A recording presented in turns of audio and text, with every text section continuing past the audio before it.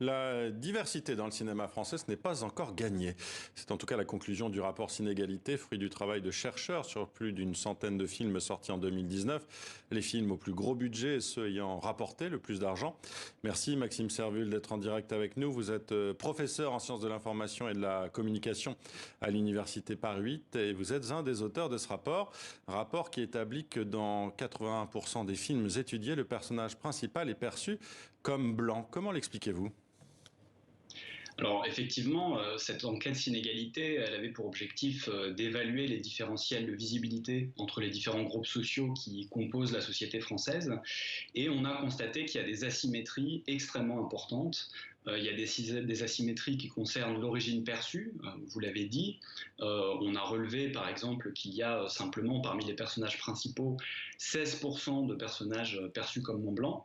Mais il y a aussi des asymétries extrêmement importantes du point de vue du genre. Par exemple, il n'y a que 38% de femmes parmi les personnages principaux. Et la manière dont on peut l'expliquer, c'est qu'il y a à la fois des formes de frilosité d'un certain nombre d'acteurs du secteur qui sans doute imaginent que les phénomènes d'identification des publics seront plus forts si l'on met des personnages blancs.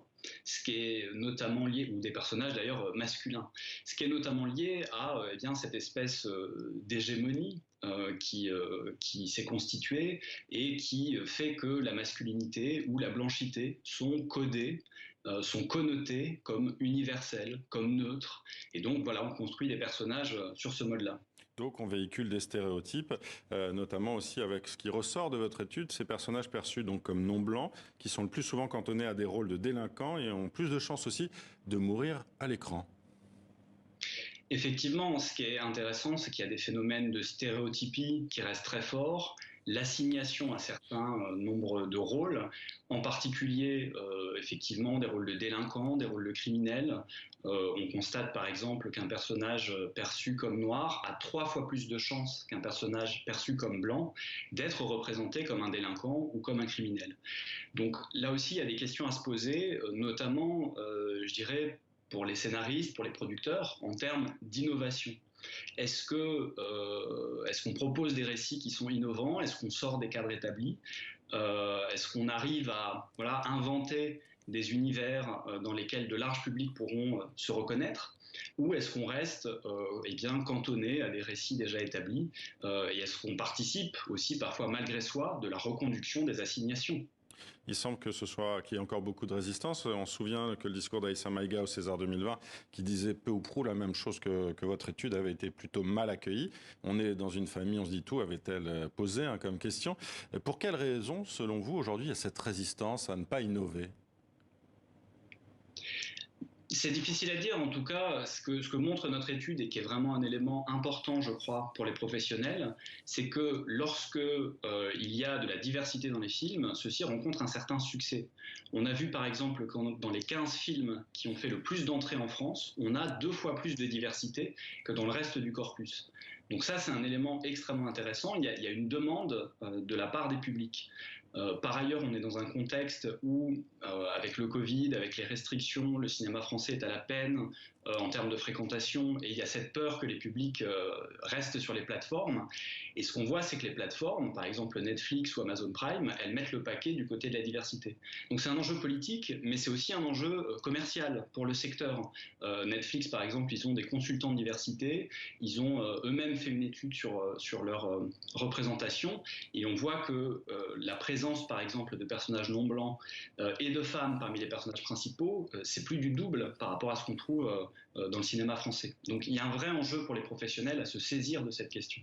Vous avez publié chez Amsterdam, Dans le blanc des yeux, qui est réédité, un livre où vous avez développé le concept de blanchité. C'est un concept qui ne fait pas l'unanimité, notamment très critiqué à l'extrême droite, mais pas seulement. Il y a le terme racisé également. Une Rachel Kahn, par exemple, va notamment le critiquer en expliquant que ces termes vont nuire au concept universaliste, empêcher la société de faire cohésion et de vivre ensemble, tout simplement. Qu'est-ce que vous répondez à ces critiques, vous ?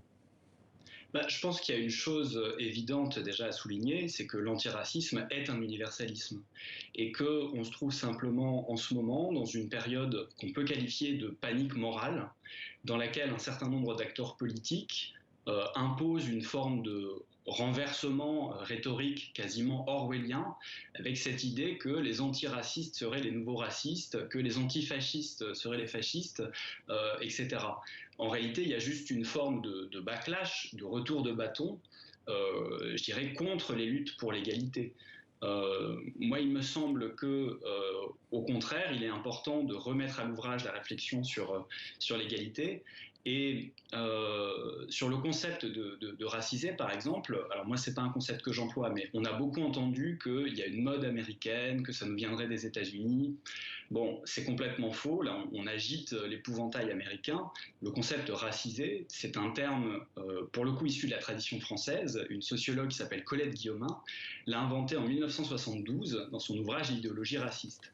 Et l'enjeu pour elle, eh bien, c'était de saisir les processus de racialisation, les conditions dans lesquelles un certain nombre d'individus se sont trouvés historiquement assignés à une position dévalorisée. Et ça, c'est un enjeu qui reste aujourd'hui important. On a toujours en France un niveau de discrimination extrêmement conséquent, que ce soit la discrimination à l'emploi, la discrimination au logement. Et ça, c'est des questions politiques qui, à mon sens, devraient être au cœur du débat. Or, au lieu de se saisir de ces questions-là, on s'en détourne pour accuser finalement les antiracistes de racisme. Merci Maxime Servul d'avoir été avec nous. Je rappelle que vous êtes un des co-auteurs donc, de ce rapport Sinégalité et également aussi de ce livre Dans le blanc des yeux publié chez Amsterdam. Merci d'avoir été avec nous. Merci.